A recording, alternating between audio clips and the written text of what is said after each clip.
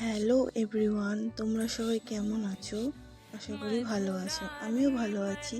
তো আজকের দিনটা ছিল বুধবার, আর মাঘী পূর্ণিমা ছিল, তাই জন্য আমরা চলে যাচ্ছিলাম একটা জায়গায়।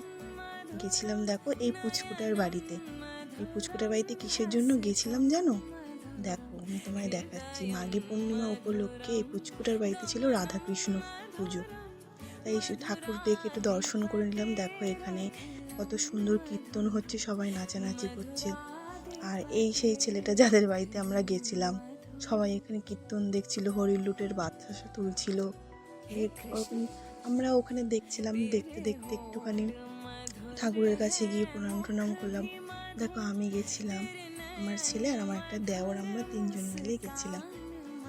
কিছুক্ষণ একটু এদিক ওদিক ঘুরলাম, ঘুরে তারপর চলে গেছিলাম প্রসাদ খেতে। প্রসাদ খেয়ে বাড়ি চলে এসেছিলাম। টাটা, এই পর্যন্ত।